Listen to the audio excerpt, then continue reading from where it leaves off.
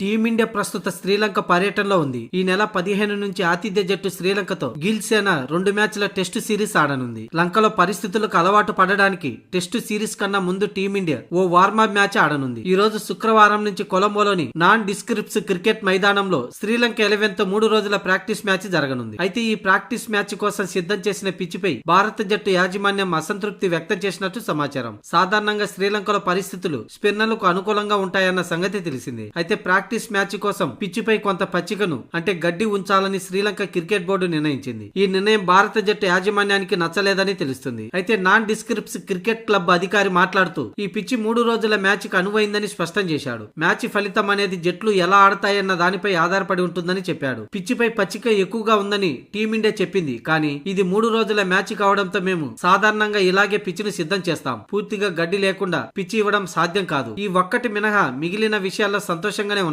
ఇది చాలా మంచి పిచ్చి. ఏ జట్టుకు అనుకూలంగా ఇప్పుడే చెప్పడం కష్టం. జట్లు ఎలా ఆడతాయన్న దానిపై ఆధారపడి ఉంటుంది. అంతేకాదు పిచ్చిపై గడ్డిని ఉంచాలని శ్రీలంక క్రికెట్ బోర్డు కోరిందని అందుకనే ఉంచామని నాన్ డిస్క్రిప్స్ క్రికెట్ అధికారి తెలిపాడు. 2 లేదా 3వ రోజు నుంచి పిచ్చి స్పిన్నర్లకు సహకారం అందించే అవకాశం ఉందని అన్నాడు. టాస్ గెలిచిన జట్టు ముందుగా బ్యాటింగ్ చేయడం మంచిదని అన్నాడు. అలాగే తాము ఎప్పుడు నాణ్యమైన ఫెయిర్ పిచ్లనే సిద్ధం చేస్తామని అన్నాడు. ఇక మొత్తంగా అన్ని తెలిసి కూడా ఏం చేయలేకపోతున్న గిల్సేన. అయితే ఇది ప్రాక్టీస్ మ్యాచే గనుక పెద్దగా చింతించాల్సిన అవసరం లేదు. శ్రీలంక పిచ్చిపై మన లోపాలను సరిచేసుకునే అవకాశం ఉంటుంది. మరి 2 టెస్టుల ముందు ఈ వార్మప్ మ్యాచ్ టీమిండియాకు ఎలా ఉపయోగపడుతుందో చూడాలి. ఈ రోజు ఉదయం 10 గంటలకు ఈ మ్యాచ్ ప్రారంభమవుతుంది. ఇప్పటికే ఈ ప్రాక్టీస్ మ్యాచ్ కోసం శ్రీలంక 11 ను కూడా ప్రకటించింది.